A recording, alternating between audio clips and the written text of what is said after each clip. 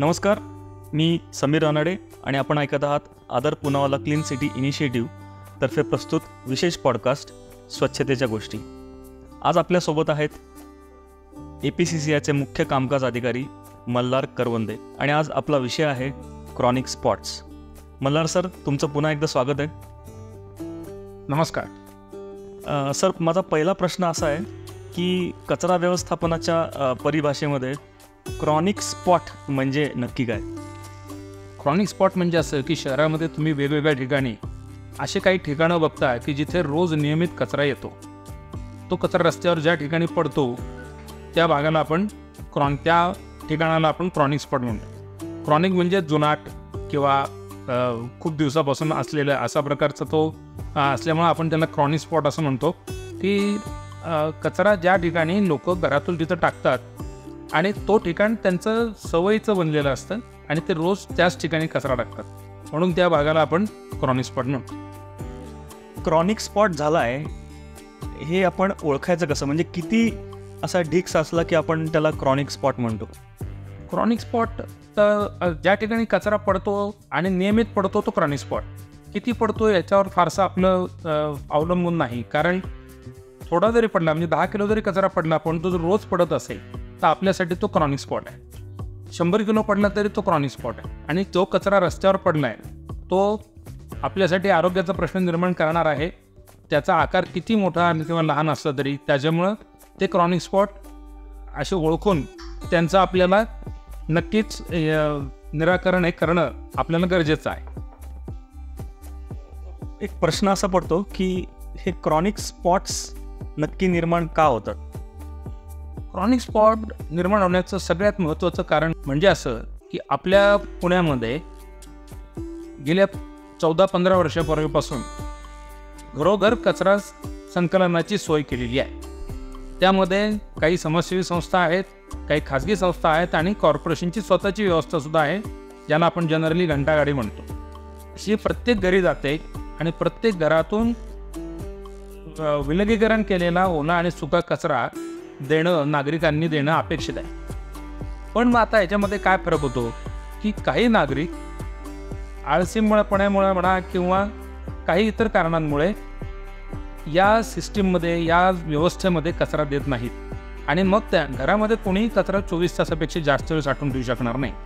मग हा कचरा ते बाहेर जाताना कोणी बघत नाही असं बघून झाडाच्या मागे, एखाद्या इलेक्ट्रिकच्या डिप्पीच्या मागे किंवा झाडाच्या लोखंडी त्याला जे संरक्षक जाळी बसवली असते त्या जाळीमध्ये, ही अशी टिपिकल जागा आहे की ज्या ठिकाणी कोणी बघत नाही किंवा आडोसा आहे अशा ठिकाणी टाकतात. आणि एखाद्या ठिकाणी जर 5-10 लोकांनी कचरा टाकायला सुरुवात केलं तर ते आपोआपच बाकी लोकांना थोडंसं असं मोटिवेशन झाल्यासारखं होतं आणि मग तिथं अजून 5-10च्या ठिकाणी 20-25 मग 50-60-100 असं करत लोक तिथं कचरा टाकायला लागतात आणि मग तो जागा क्रॉनिक स्पॉट म्हणून मग डेव्हलप होते. त्यामुळे नागरिकांनी जर त्यांच्या स्वतःच्या सद्विवेक बुद्धीला अनुसरून जर सिस्टीम ज्या पूर्णपणे एस्टॅब्लिश आहेत, तयार आहेत, तिथे त्यांच्याकडे जर कचरा दिला तर पुण्यामध्ये क्रॉनिक स्पॉट तयार होणार नाही. क्रॉनिक स्पॉट एकदा आपण ओळखल्यानंतर तो आपण स्वच्छ कसा करतो आणि तो परत होऊ नये यासाठी आपण काय उपाय करतो? बरोबर आहे. आता हा क्रॉनिक स्पॉट आहे म्हणजे कचरा तर पडला आहे, म्हणून मग आपण काय करतो, आपल्याकडे आदर पुनावाला क्लीन सिटी इनिशिएटिव्हमध्ये आपण हे सगळे क्रॉनिक स्पॉट जे आहेत हे आपल्या ॲपच्या माध्यमातून जिओ टॅगिंग करून घेतलेलं आहे आणि ठराविक वाहनांना ते क्रॉनिक स्पॉट आपण जोडून दिलेले आहेत आणि त्याचंच पूर्ण वेळ मॉनिटरिंग आपल्या डॅशबोर्डवर होत असतं. एका ठराविक गाडीला जर 15 ते 20 क्रॉनिक स्पॉट नेमून दिले असतील तर त्या गाड्या रोज त्यावेळेला तिथे जातात. आपल्याकडे सक्शन मशीन्स आहेत, त्यामुळे तो सक्शन करून संपूर्ण क्रॉनिक स्पॉट आपल्या गाडीमध्ये उचलला जातो आणि नंतर कॉर्पोरेशनच्या ट्रान्सफर स्टेशनला आपण तो कॉर्पोरेशनला हस्तांतर करतो हा कचरा. त्यामुळं आपल्या गाडीच्या माध्यमातून रोजच्या रोज ते क्रॉनिक स्पॉट उचलले जातील याची आपण खात्री करतो आणि हे उचलले गेलेत का नाही हे आपल्या ॲपमधून, सिस्टीममधून, आपल्या सॉफ्टवेअरच्या माध्यमातून आपल्याला कंटिन्युअस रिअल टाईममध्ये त्याच्यावर मॉनिटरिंग केलं जातं. आता तुम्ही म्हणालात की हा वर्तवणुकीचा पण विषय आहे, तर एखादा क्रॉनिक स्पॉट नाहीसा करायला साधारण किती वेळ लागतो? आपण अशा प्रकारचे क्रॉनिक स्पॉट ओळखून त्या ठिकाणी आजूबाजूच्या वस्तीमध्ये त्यांचं लोकांचं अवेअरनेस सेशन करून क्रॉनिक स्पॉट इलिमिनेट करून त्या ठिकाणी ब्युटिफिकेशन करायचं असे प्रोजेक्ट केलेले आहेत.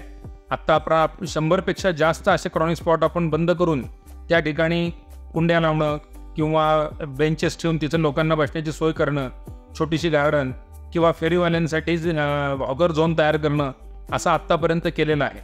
यासाठी 1 महिना ते 6 महिने या प्रकारे वेळ लागतो.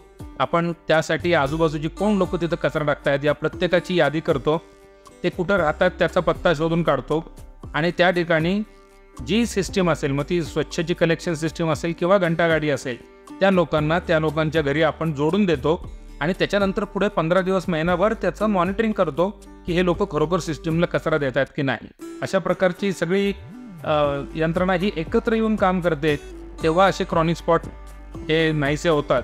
आणि मग नाहीसे झालेल्या क्रॉनिक स्पॉटमध्ये आपण रांगोळ्या काढतो, पेंटिंग करतो आणि वेगवेगळ्या पद्धतीने त्याचं ब्युटिफिकेशन करतो आणि नंतर मग अशा ठिकाणी मग परत लोक कचरा टाकायला जात नाहीत आणि मग त्यांना एकदा सवय लागली घरोघर कचऱ्याची की मग त्यानंतर कचरा राहत नाही असा आपला अनुभव आहे.